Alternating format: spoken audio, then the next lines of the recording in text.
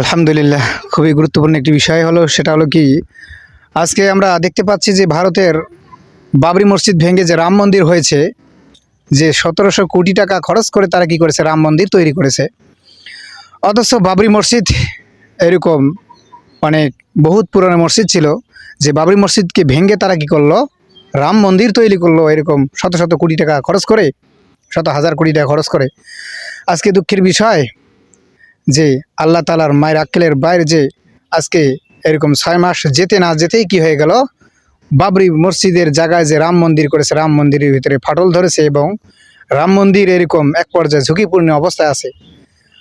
তা যে অবস্থায় থাক না কেন, আমাদের মূল উদ্দেশ্য হলো কি, যে যেখানে মসজিদ ছিল, ভবিষ্যতে ছিল, এখন আছে, ভবিষ্যতে এবং থাকবে, ইতিপূর্বে ছিল, এখন আছে, ভবিষ্যতেও থাকবে।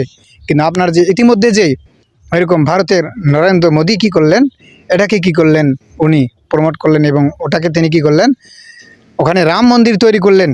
অথচ আমাদের মুসলমানদের যে বাবরি মসজিদ ছিল, আল্লাহ তালা এরকম বাবরি মসজিদ ছিল, আল্লাহ তালার ঘর ছিল, সেখানে তারা রাম মন্দির তৈরি করলেন। যে ভবিষ্যতে এরকম আমরা দোয়া করি যেন আবারও যেন আমাদের মসজিদ আমরা ফিরে পাই, বাবরি মসজিদ যেন আমরা ফিরে পাই। তাহলে আজকে আল্লাহর ঘর মসজিদকে ভেঙে আমরা কি করতেছি, যে মন্দির করতেছি, আমাদের মন যখন যা ইচ্ছা তাই করতেছি। আল্লাহ তালা ছাড় দেন, কিন্তু ছেড়ে দেন না।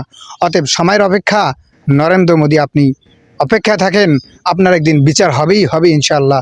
নরেন্দ্র মোদীকে টার্গেট করে বলতেছি, ভারতের নরেন্দ্র মোদী, আপনি তাড়াতাড়ি এরকম কি করে যান, এখনও সময় আছে, ভালো হয়ে যান, আমাদের মসজিদকে ফিরিয়ে দেন, আমাদের বাবরি মসজিদকে ফিরিয়ে দেন।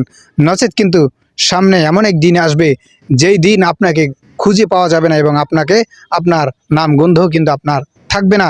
অতএব আমরা সারা বাংলার মুসলমান, আমাদের বাবরি মসজিদ যেন আমাদের আবার যেন হয়, আমরা সেই দোয়াই করব এবং আমরা সকলেই সেই দোয়া করব এবং চেষ্টা করব যাতে আমাদের মসজিদকে আমরা আবার নতুনভাবে ইতিপূর্বের ন্যায় আমরা আবার আমাদের বাবরি মসজিদ আমরা করতে পারি এবং আমরা সকলেই দোয়া করব ইনশাআল্লাহ।